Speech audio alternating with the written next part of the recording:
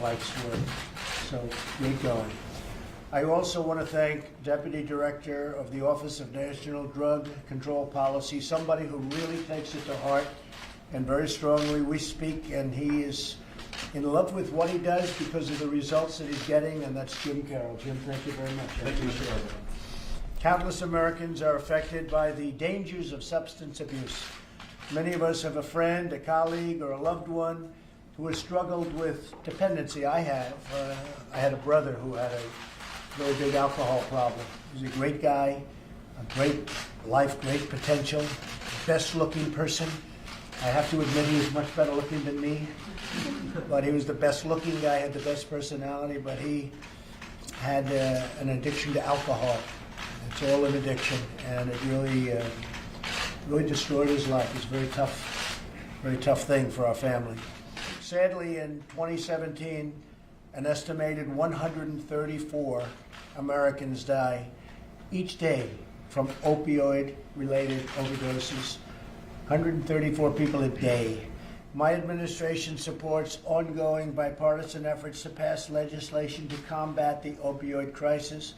We're dedicated to ending this crisis, and we will end this crisis, or at least we'll get it down to a level, Jim, where we can do things and maybe go from there, but we're getting it down to a level that's a lot lower than people thought possible at the time.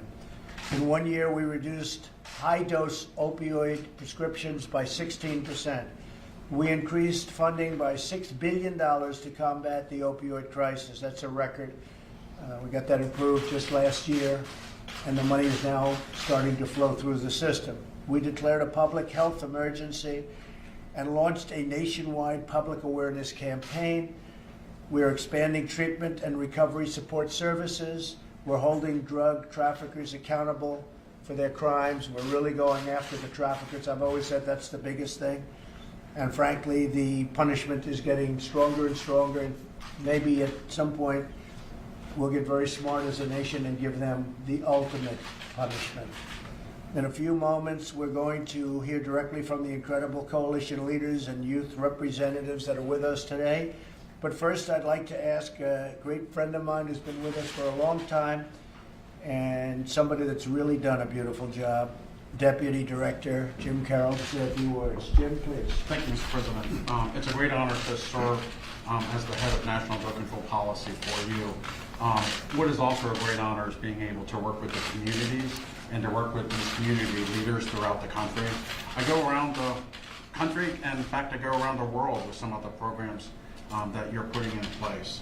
And what we're seeing is, quite frankly, people who are a bit surprised by the level of commitment that you have shown. And quite frankly, it's not just a financial commitment that we're talking about today with the record number of dollars being put towards these resources, the record number of communities. 60 million people are living in a drug-free community.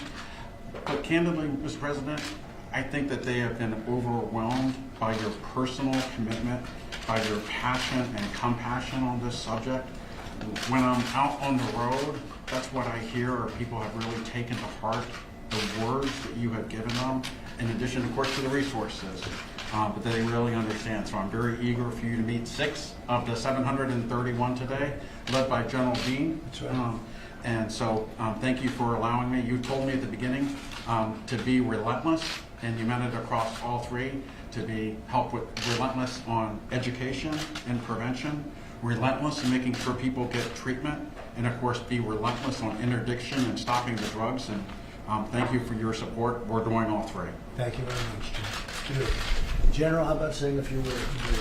Thank you, Mr. President. It's an honor to be here. Thank you for your commitment and for honoring us by announcing these grants today.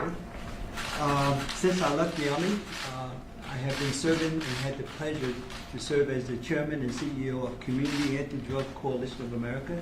It's been 20 years come this Friday. In that fight, we have built and had funded through the Drug Free Communities Program over 2,000 coalitions, of which there are 731 actively now. Mm-hmm. Working with the Office of National Drug Control Policy, we've had this program. CADCA took this concept to ONDCP and to Congress and got it enacted into law.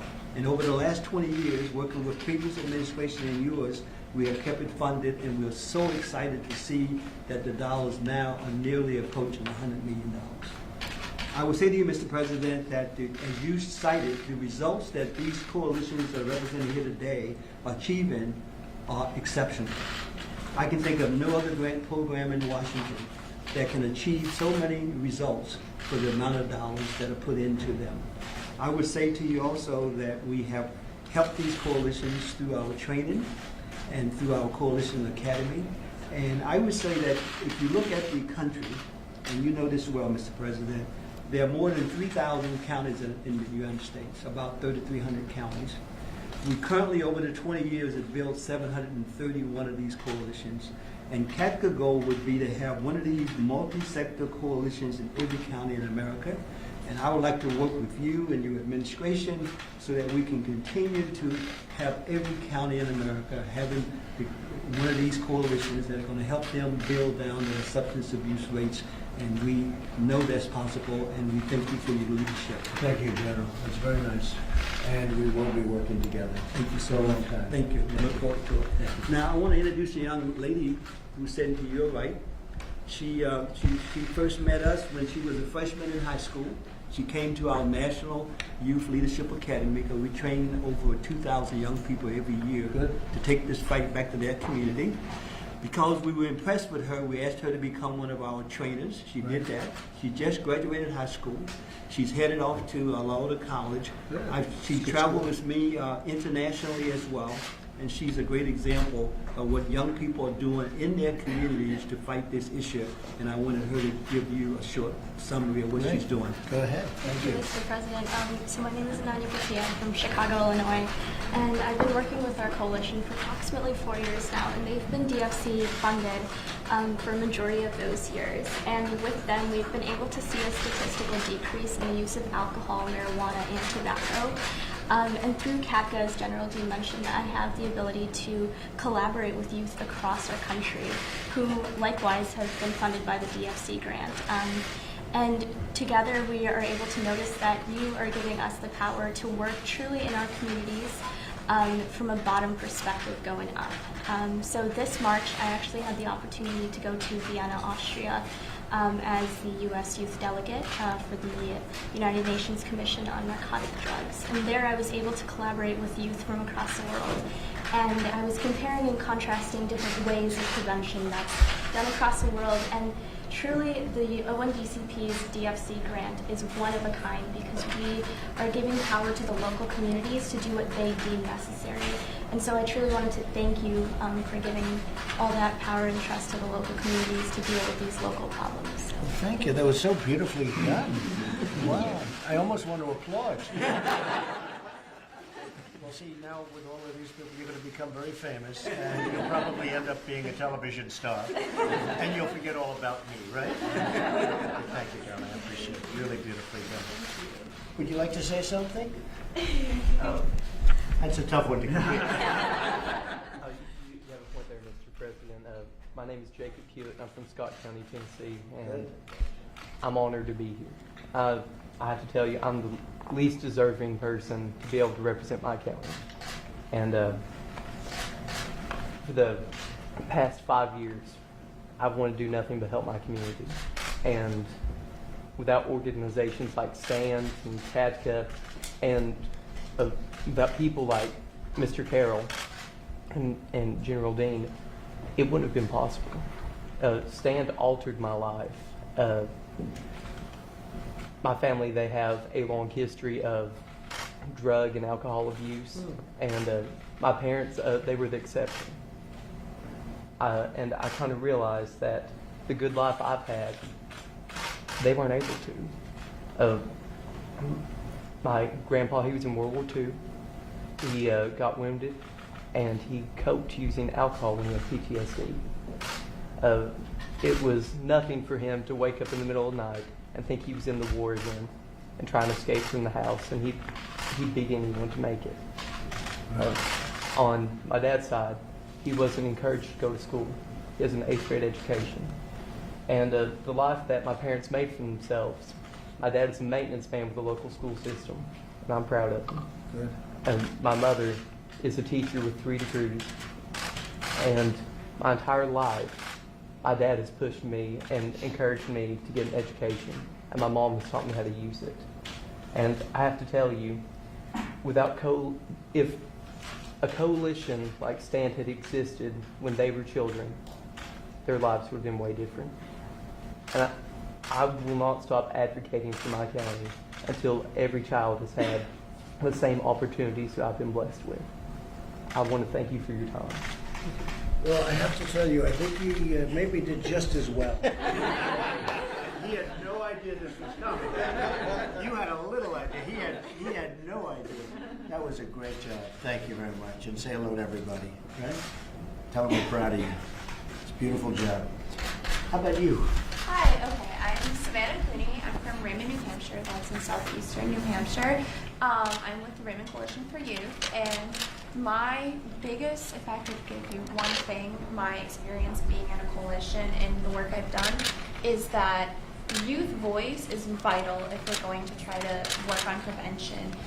Youth are just naturally going to listen to other youth more than they're going to adults because they can connect to their peers. So by empowering and educating those youth that are involved with the coalition, also getting more people involved with the coalition through community events and such, those things are so important because then we're able to give to our peers who may not have been involved with the coalition, and we can break social norms and we can tell them, you know, drinking and marijuana use is not just a rite of passage that we have to go through. There's so many other options.